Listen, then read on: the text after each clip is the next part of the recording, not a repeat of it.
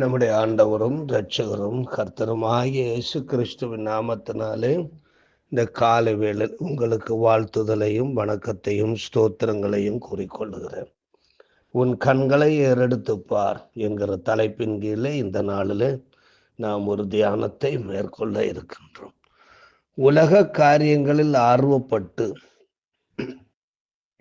தேவ காரியங்களில் சோர்ந்து போகிறவன் ராஜ்யத்தை சுதந்தரிக்க முடியாது.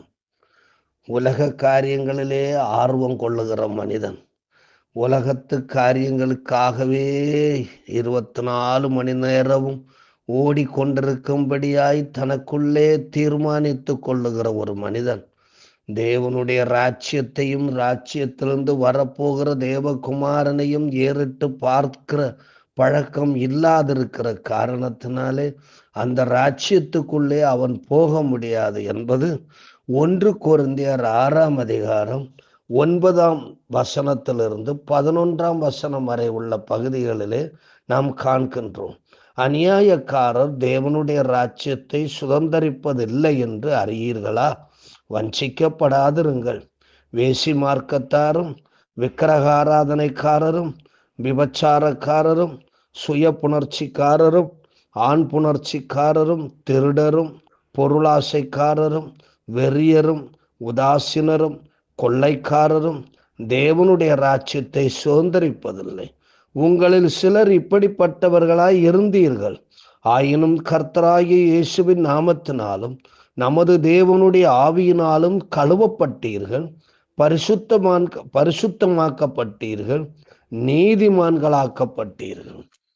கொரிந்து சபையில் ரட்சிக்கப்பட்டு சபையில் சேர்க்கப்பட்ட மக்கள் ரட்சிக்கப்படுவதற்கு முன்பதாக விபச்சார மார்க்கத்தாராகவும் அந்நிய தெய்வ வணக்கக்காரர்களாகவும் கிரேக்க ஞானங்களை கொண்டிருந்தவர்களாகவும் காணப்பட்டிருந்தார்கள். அவர்களுடைய பழக்க வழக்கங்களிலே வழிபாடுகளிலே ஆழமாய் வேரூன்றி போகிறவர்களாய் இருந்தார்கள். பவுல் இப்படிப்பட்ட நிலைமையை குறித்து 1 கொரிந்தியர் 6ஆம் அதிகாரம் 9, 10 வசனத்திலே நாம் வாசிக்க கேட்டோமே, அதிலே அவர் இவ்வளவு அழகாக எழுதியிருக்கிறார். கொரிந்து மக்களைப் போலவே எபேசு கொலேசே சபை மக்களும் கூட அப்படித்தான் இருந்தார்கள் என்று பவுல் அந்த எபேசியர் நிருபம் மற்றும் கொலோசியர் நிருபத்திலே எழுதியிருக்கிறார். எபேசியர் 2ஆம் அதிகாரம் 11, 12 வசனங்களிலே பவுல் சொல்லும் பொழுது, ஆனபடியினாலே முன்னே மாம்சத்தின்படி புறஜாதியாராயிருந்து மாம்சத்தில் கையினாலே செய்யப்படுகிற விருத்த சேதனம் உடையவர்களால் விருத்த சேதனம் இல்லாதவர்கள் என்னப்பட்ட நீங்கள் அக்காலத்தில் கிறிஸ்துவை சேராதவர்களும் இஸ்ராயேலுடைய காணியாட்சிக்கு புறம்பானவர்களும் வாக்குத்தத்தத்தின் உடன்படிக்கைகளுக்கு அந்நியரும் நம்பிக்கை இல்லாதவர்களும் இவ்வுலகத்தில் தேவன் அற்றவர்களுமாய் இருந்தீர்கள் என்று நினைத்து கொள்ளுங்கள் என்று சொல்லுகிறார். கொலோசையர் 3ஆம் அதிகாரம் 7ஆம் வசனத்திலே பவுல் சொல்லும் பொழுது, நீங்களும் முற்காலத்தில் அவர்களுக்குள்ளே சஞ்சரித்த போது அவைகளை செய்து கொண்டு வந்தீர்கள். எவைகளை? விபச்சாரம், அசுத்தம், மோகம், துரீச்சை, விக்கிரகாராதனையான பொருளாசை ஆகிய இவைகளையெல்லாம் நீங்கள் செய்து கொண்டு வந்தீர்கள். நீங்கள் கீழ்ப்படியாமையின் பிள்ளைகளாக தேவ கோபாக்கினைக்கு உரியவர்களாக காணப்பட்டீர்கள் என்று பவுல் சொல்லுகிறார். ரோமாபுரி சபை மக்களும் இவ்விதமாகவே காணப்பட்டார்கள் என்று ரோமர் 1ஆம் அதிகாரம் 21ஆம் வசனத்திலிருந்து 32ஆம் வசனம் வரையிலும் பவுல் அழகாக விளக்கி எழுதியிருக்கின்றார். இப்படி இருந்த கொரிந்து சபை மக்கள்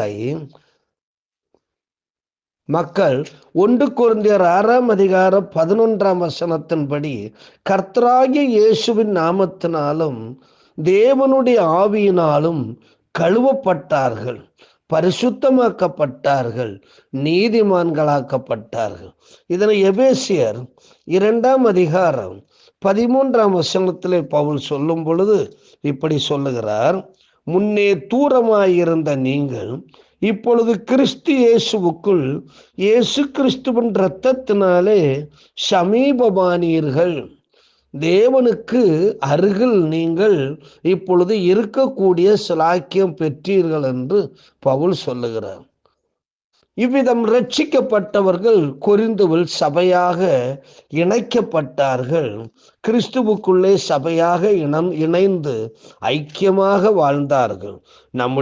தம்முடைய குமாரனும் நம்முடைய கர்த்தருமாய் இருக்கிற இயேசு கிறிஸ்துவுடனே ஐக்கியமாய் இருப்பதற்கு உங்களை அழைத்த தேவன் உண்மையுள்ளவர் என்று 1 கொரிந்தியர் 1:9 சொல்லி இருக்கிற பிரகாரம் சபையாக ஐக்கியமாக ஆசீர்வாதமாக மகிழ்ச்சியாக வாழ்ந்தார்கள். இவ்விதம் ரட்சிக்கப்பட்டவர்களில் சிலர் மறுபடியும் கொரிந்து பட்டணத்தின் சிற்றின்பங்களினால் பிடிக்கப்பட்டு பழைய நிலைக்கு போகும் சூழலில் காணப்பட்டார்கள். ஆகவே தான் பவுல் 1 கொரிந்தியர் 6:9 மற்றும் 10 இப்படிப்பட்டவர்கள், இப்படிப்பட்ட பாவத்தை செய்கிறவர்கள், மறுபடியும் இந்த பாவங்களை செய்கிறவர்கள் தேவனுடைய ராஜ்யத்துக்கு போக முடியாது, தேவனுடைய ராஜ்யத்துல பிரவேசிக்க முடியாது என்று சொல்லுகிறார். மண்ணிலிருந்து உருவான நாம் பரலோகத்துக்கு போவதற்காகத்தான் உருவாக்கப்பட்டு பயிற்சி கொடுக்கப்பட்டு வளர்த்துவிக்கப்படுகிறோம். நாம் திரும்பவும் மண்ணுக்கு போகும்படியாய் நமக்கு ஒத்தாசை பண்ணுகிற நிறைய காரியங்கள் இந்த உலகத்துல இருக்கு. அதே மாதிரி பரலோகத்துக்கு போவதற்கு ஒத்தாசை பண்ணக்கூடியவைகளும் நிறைய இந்த பூமியில ஆண்டவர் வைத்திருக்கிறார். நாம் எதை சூஸ் பண்ணுகிறோமோ அதற்கேற்றபடிதான் நாம் போக முடியும். இந்த மண்ணுக்கு தான் மறுபடியும் நான் போவேன்னு சொல்லுவேன்னா நாம அதற்கேற்ற நிறைய விபச்சாரம், வேசித்தனம், விக்கிரக ஆராதனை, அது இதுன்னு நிறைய விஷயங்கள் இருக்கு. ரொம்ப எளிதான விஷயங்கள் இவைகள் அல்ல. இவைகளெல்லாம் ரொம்ப எளிமையா இருக்கு. எல்லாரும் அதுலதான் ஓடிட்டு இருக்கிறாங்க. நம்மமும் அதிலே ஓடிட்டு போய் கடைசியில மண்ணிலே அடங்கி போயிடலாம். ஆனா பரலோகத்துக்கு போகணும்னா நிறைய டிசிப்ளின் உண்டு, நிறைய கட்டுப்பாடுகளை தேவன் வைத்திருக்கிறார், நிறைய ஒழுங்குமுறைகளை வைத்திருக்கிறார்.